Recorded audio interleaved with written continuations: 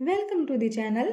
आज की इस वीडियो में हम इंग्लिश का एक बहुत ही इंटरेस्टिंग और आसान रोज़मर्रा ज़िंदगी में इस्तेमाल होने वाला टॉपिक सीखने जा रहे हैं। अगर आप वाकई ही इंग्लिश बोलना चाहते हैं तो आज की वीडियो आपके लिए बहुत फ़ायदेमंद होने वाली है, क्योंकि आज हम सीखेंगे वो जुमले जिनमें कर या करके आता है, इन्हें हम इंग्लिश में कैसे बोलते हैं। आपने रोज़मर्रा ज़िंदगी में ऐसे बहुत से सेंटेंसेस ज़रूर सुने होंगे, जैसे मुझसे मिलकर जाना, मुझे बता कर जाना, नाश्ता करके स्कूल जाना, बाजार से सब्जी लेकर आना, घर पहुंचकर फ़ोन करना। इन तमाम सेंटेंसेस में एक चीज़ कॉमन है और वो है कि पहले एक काम करना और उसके बाद दूसरे काम का कहा जाना।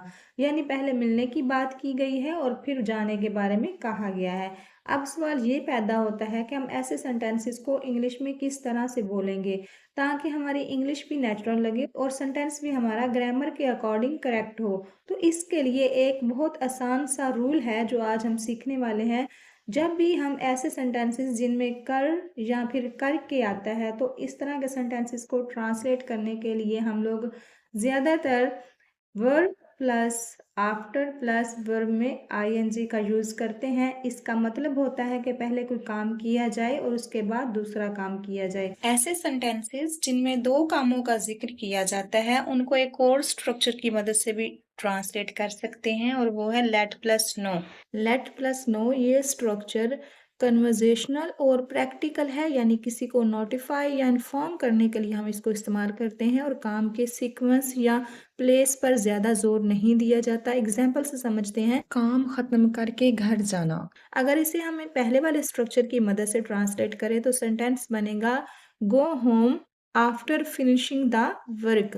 देखिए, इस सेंटेंस में हमने मेन एक्शन में सिंपल फॉर्म यूज़ की है वर्ब की, यानी कि फर्स्ट फॉर्म गो, और आफ्टर के बाद वाले वर्ब में आईएनजी का यूज़ किया है।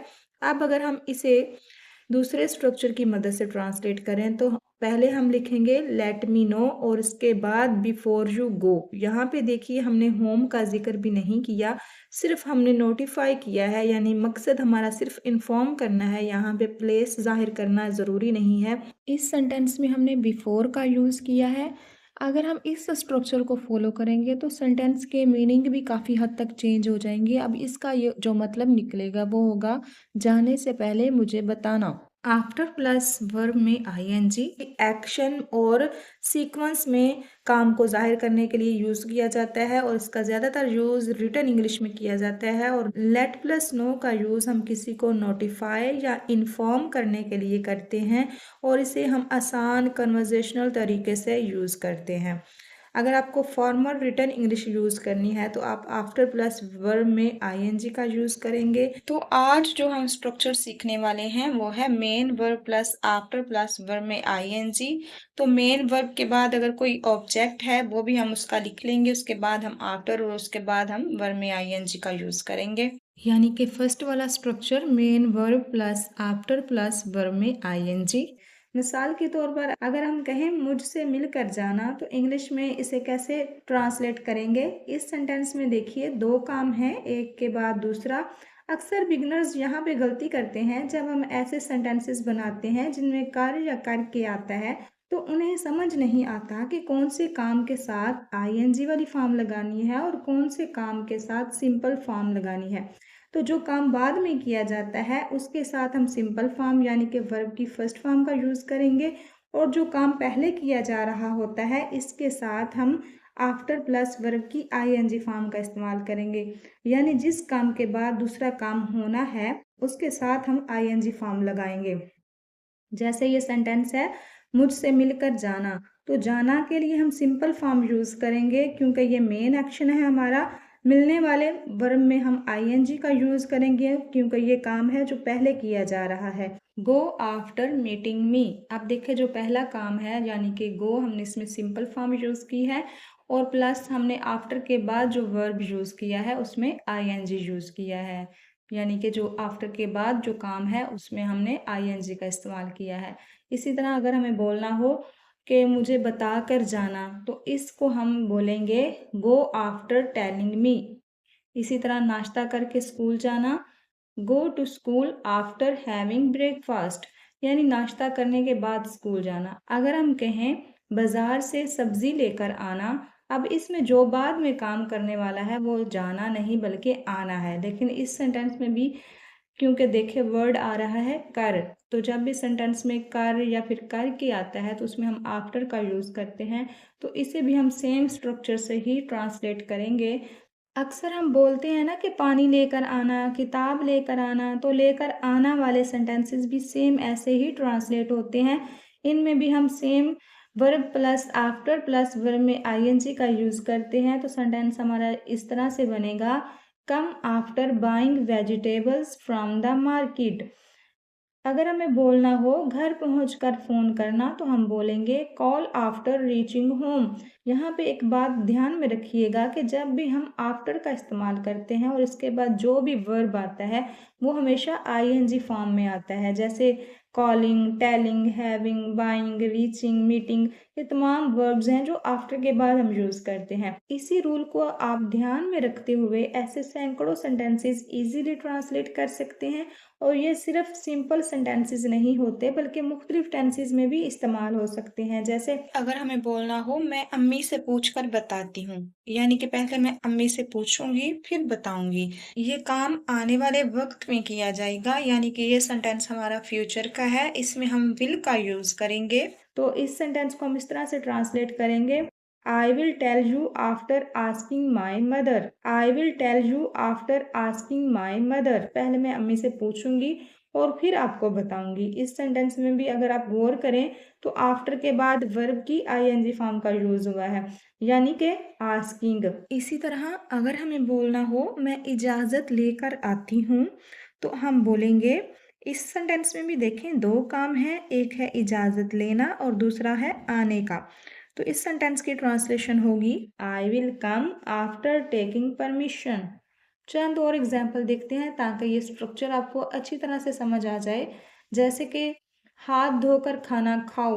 अब देखिए इसमें भी कर वर्ड आ रहा है, यानी कि एक काम करने के बाद दूसरा काम करने को बोला जा रहा है। तो हम बोलेंगे eat food after washing your hands. काम खत्म करके घर आना। Come home after finishing the work. अब देखिए फिनिश हमने नहीं यूज़ किया, फिनिशिंग का वर्ड यूज़ किया है क्योंकि आफ्टर के बाद हम आईएनजी वाली फॉर्म का यूज़ करते हैं। किताब पढ़कर मुझे देना। अब इसमें देखें जो दूसरा काम है देना, इसमें ना तो आने की बात है और ना ही जाने की, बल्कि इसमें कुछ देने की बात हो रही है। लेकिन इस सेंटेंस में भी हमने कर वर्ड यूज़ किया है, यानी कि एक काम करके दूसरे काम का जिक्र है। तो इसको भी हम सेम स्ट्रक्चर से ही ट्रांसलेट करेंगे। तो सेंटेंस हमारा बनेगा, give me the book after reading it. Give me the book after reading it. नमाज पढ़कर सोना।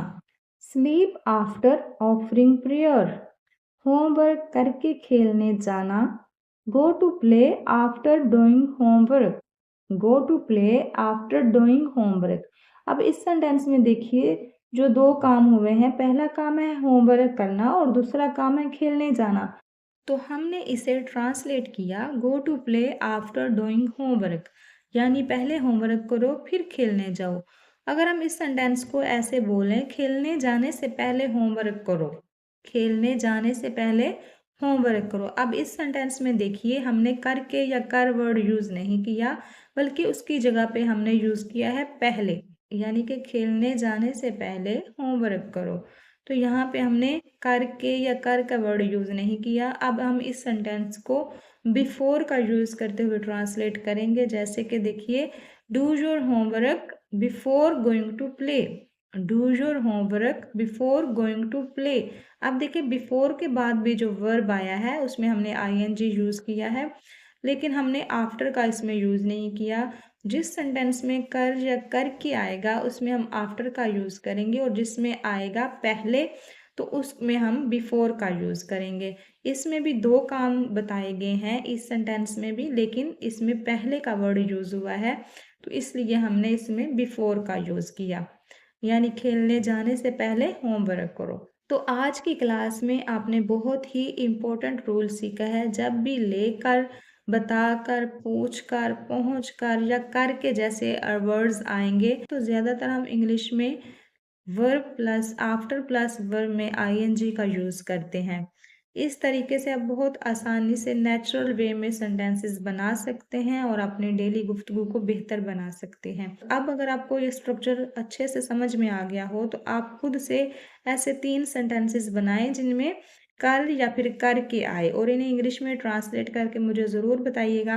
अगर आज का लेक्चर अच्छा लगा हो तो एक लाइक कर दीजिएगा। मिलते हैं नेक्स्ट वीडियो लेक्चर में। Thanks for watching.